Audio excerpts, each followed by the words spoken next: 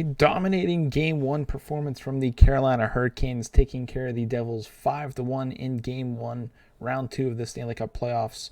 What a game for the Hurricanes offensively, defensively. They were able to shut down the Devils in this one. Before we get into the rest of the recap breakdown, be sure, if you are new to the channel, to hit that subscribe button, as well as drop a like on this video. It does help out a ton, push it out. So if you want to join the channel and help it grow, be sure to do both of those things. But getting into the recap, guys, the Hurricanes firing on all cylinders. Only had 23 shots on the day, but they made the most of their chances, getting 5 past the goalies in this one. Pesce, Jarvis, Kakanyemi, Shea, and Fost, the goal scorers on the day. Looking at team stats, you can see the shots 23-18. Nobody scoring on the power play in this one. Hits 37-34, blocks 16-15, and then giveaways 14-12. Looking at the Devils, I don't know if it was a little bit of a hangover from Game 7 against the Rangers, or just playing a new team that is a little bit more fast-paced, defensive style type play. But the Carolina Hurricanes were able to do what they do best, and that's shut down the other team's best players. It looks like it'll be Jordan Staal versus Jack Hughes in this one throughout the entire series, and we'll have to see how the Devils adjust to that and if anyone can step up for Jack and Nico Hischier, because I know they typically play on the same line.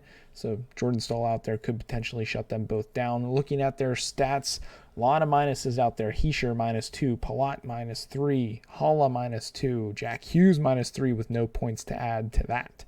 Mercer -2, and on the back end, a lot of minuses. Marino, Hamilton, Graves all -2 with no points on the day. A bunch of hits for some of those guys, but a lot of their offensive output were shut down tonight by the Carolina Hurricanes, and kudos to the game planning of the Hurricanes coaching staff of being able to find a way to shut down the Devils. Now, again, will they be able to sustain that throughout the entire series? Most likely not, but all you need is 4 wins in a series to move on to the next, and if they can do that 3 more times and shut down the Devils, they will most likely move on. But looking at the Canes, a lot of guys getting involved today. Staal, the 2 assists. Aho with 1 assist. Nosen, 1 assist. Jarvis, 1 goal. Martinook, 2 assists on the day. Fost, 1-1. Kakanyemi, 1 goal.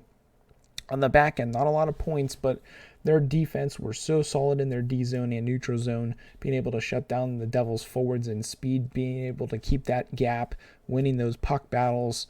The Carolina Hurricanes, man, they looked very, very good tonight. I think they were a little bit more fresh, obviously, than the Devils, having a few more days off, but they look good, as well as Anderson did between the pipes, stopping 17 of 18 shots for a .944 save percentage. He looked amazing, and if you have that confidence as a goaltender, knowing that not only can you stop the puck, but you know your team in front of you is going to produce, and being able to keep the Devils from being a threat, that just gives them even more confidence, and vice versa. When you're the defense and forwards and you know your goalie's going to stop the puck, that's just one less thing you need to worry about. You can just worry about your job and getting the puck in the back of the net against the other team.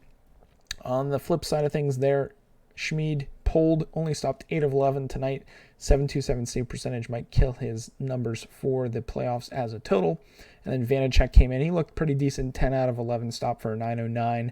I expect the Devils to go back to Schmid, or maybe they completely switch it up, go with Vanacek. Who knows? But I think they stick with Schmid. He has definitely earned that right to continue on in this series as the starting goaltender. But man, great performance from the Hurricanes. Devils were definitely sleeping in this one, but I expect a bounce-back performance from them in game number 2. But taking a look now, prediction for game 2, I expect it to be a much better game from the Devils, as I just said, but I think the Hurricanes will be able to keep up their trap and defensive zone pressure, that they'll also be able to counterattack and provide offense off of that great play, getting that momentum from defense, pushing it to offense.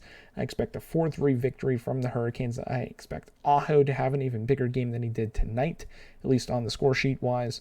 And I expect the Devils to look a little bit better, but not good enough to win game 2. So I think the Hurricanes will go up 2-0 going to Newark, New Jersey. But those are my thoughts. I want to hear from you guys down below in the comments, not only about game 1, but your X factors and predictions moving forward for game 2 and throughout this series. If you are new to the channel, hit that subscribe button. If you guys enjoyed this video, drop a like. That's going to be it for this one. I hope you guys have a good one. And as always, stay dusty.